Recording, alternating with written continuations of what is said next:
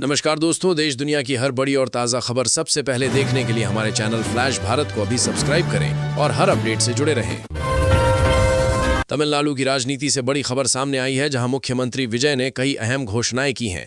सरकार ने 200 यूनिट मुफ्त बिजली देने और महिलाओं की सुरक्षा के लिए विशेष टास्क फोर्स बनाने का ऐलान किया है। इन फैसलों को जनता को राहत देने और सुरक्षा व्यवस्था मजबूत करने की दिशा में बड़ा कदम माना जा रहा है। मथुरा के बलदेव क्षेत्र में कोल्ड स्टोरेज के पास मिट्टी में दबा युवक का शव मिलने से सनसनी फैल गई। सूचना मिलते ही पुलिस मौके पर पहुंची और शव को कब्जे में लेकर जांच शुरू कर दी। हत्या की आशंका जताई जा रही है। वहीं पुलिस आसपास के लोगों से पूछताछ कर मामले की तह तक पहुंचने की कोशिश कर रही है। असम की राजनीति से बड़ी खबर सामने आई है। बीजेपी अध्यक्ष जेपी नड्डा ने घोषणा की है कि हिमंता बिस्वा शर्मा ही राज्य के मुख्यमंत्री बने रहेंगे। इस ऐलान के बाद असम में नेतृत्व को लेकर चल रही अटकलों पर विराम लग गया है और पार्टी ने एक बार फिर शर्मा पर भरोसा जताया है। माली में भीषण आतंकी हमले में 70 से ज्यादा लोगों की मौत हो गई। इस घटना की जिम्मेदारी अल कायदा से जुड़े आतंकी संगठन JNIM ने ली है। इस घटना के बाद क्षेत्र में दहशत फैल गई है और सुरक्षा एजेंसियां अलर्ट पर हैं। अंतर्राष्ट्रीय स्तर पर भी इस हमले की कड़ी निंदा की जा रही है।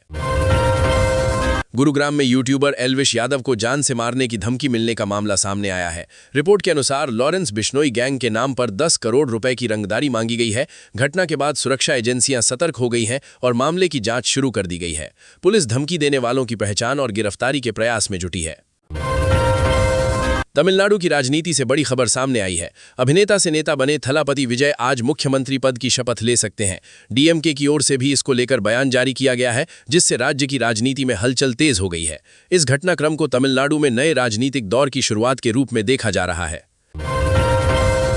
पश्चिम बंगाल की राजनीति में बड़ा बदलाव देखने को मिला है, जहां शुभेंदु अधिकारी को सरकार में मंत्री बनाया गया है। इस बीच बीजेपी नेता दिलीप घोष ने कानून व्यवस्था को लेकर पूर्व मुख्यमंत्री ममता बनर्जी पर निशाना साधा है। उनके बयान के बाद राज्य की राजनीति में आरोप प्रत्यारोप का दौर तेज हो गया है।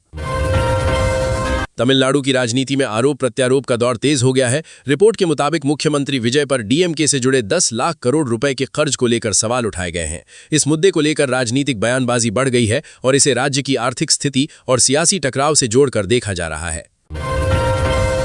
बरेली में मानवता को झकझोर देने वाली तस्वीर सामने आई है। जिला अस्पताल से इलाज के बाद एक बुजुर्ग व्यक्ति अपनी पत्नी को हाथ ठेले पर लाद कर घर ले जाने को मजबूर दिखा। ये घटना स्वास्थ्य व्यवस्था पर गंभीर सवाल खड़े करती है। स्थानीय लोगों ने प्रशासन से व्यवस्था सुधारने की मांग की है, ताकि मरीजों को ऐसी परेशानी का सामना न करना पड़े। तमिल फिल्म इंडस्ट्री में थलापति विजय और अभिनेत्री त्रिशा कृष्णन को लेकर अफेयर की अफवाहें तेज हो गई हैं। इसी बीच सिंगर सुचित्रा ने इन खबरों पर नाराजगी जताते हुए अभिनेत्री पर तीखी टिप्पणी की है, जिससे विवाद और बढ़ गया है। यह मामला विजय के मुख्यमंत्री पद की शपथ से पहले सुर्खियों में आ गया है और एंटरटेनमेंट जगत में चर्चा का विषय बना हुआ है। पश्चिम बंगाल से जुड़े एक हाई प्रोफाइल मर्डर केस में जांच तेज हो गई है। शुभेंदु अधिकारी के पीए चंद्रकांत रथ की हत्या के मामले में बंगाल सीआईडी की टीम उत्तर प्रदेश पहुंची है, जबकि गुजरात से भी टीम जांच में शामिल हुई है। कई एजेंसियों के जुड़ने के बावजूद मामला अभी तक अनसुलझा है, जिससे इस केस की गंभीरता और रहस्य और बढ़ गया है। कानपुर में हुजरी कारोबारी की हत्या का सनसनीखेज मामला सामने आया है। रिपोर्ट के मुताबिक बदमाशों ने सिर में गोली मारकर हत्या को अंजाम दिया। बताया जा रहा है कि इस वारदात में इस्तेमाल की गई पिस्टल करीब 1 लाख रुपए में एक चरस तस्कर से खरीदी गई थी। पुलिस मामले की जांच में जुटी है और आरोपियों की तलाश जारी है। भारतीय रेलवे ने खेल उपकरण को लेकर नई नीति लागू की है। इस फैसले के तहत खिलाड़ियों के लिए बेहतर और सुरक्षित स्पोर्ट्स इक्विपमेंट उपलब्ध कराने पर जोर दिया गया है।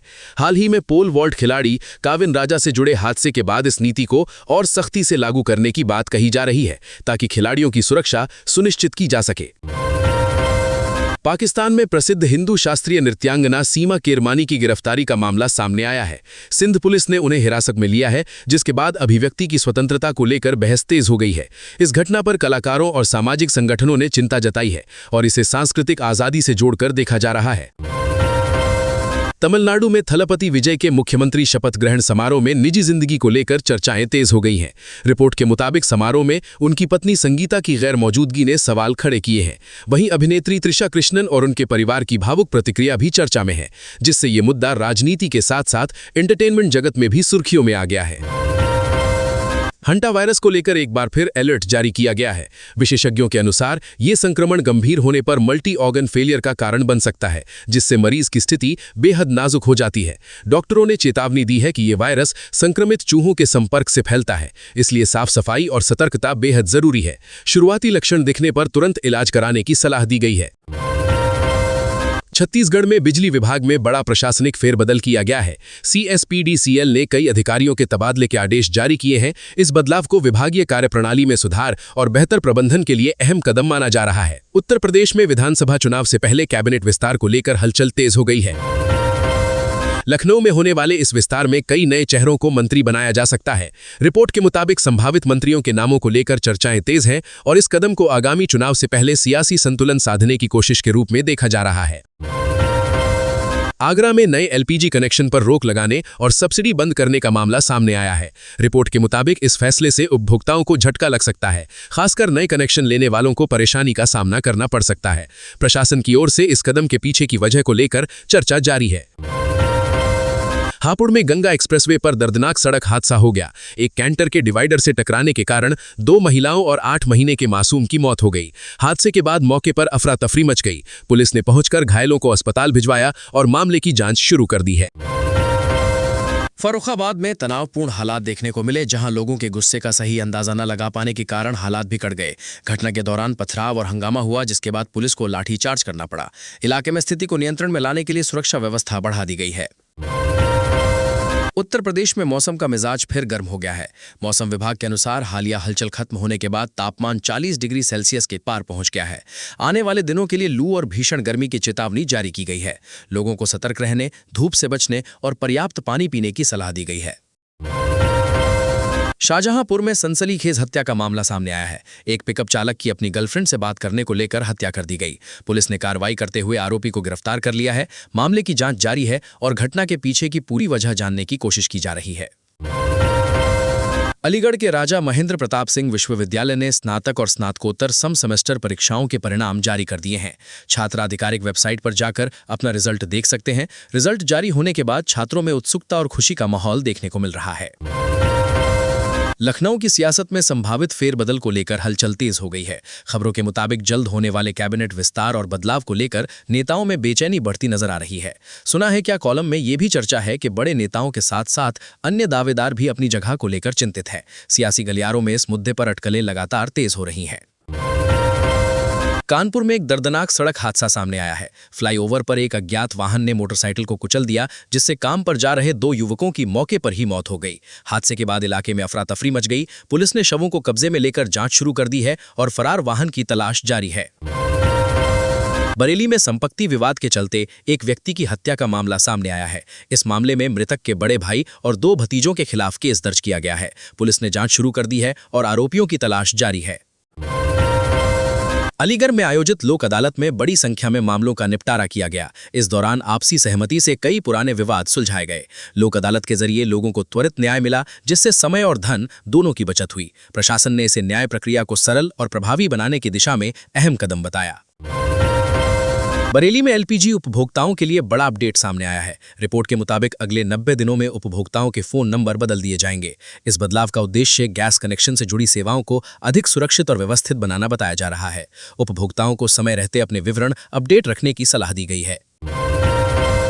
अमेठी में लापता युवक का शव पेड़ से लटका हुआ मिलने से सनसनी फैल गई। बताया जा रहा है कि युवक कुछ दिन पहले घर से निकला था, जिसके बाद उसकी तलाश की जा रही थी। पुलिस ने शव को कब्जे में लेकर जांच शुरू कर दी है और मामले की हर पहलू से पड़ताल की जा रही है।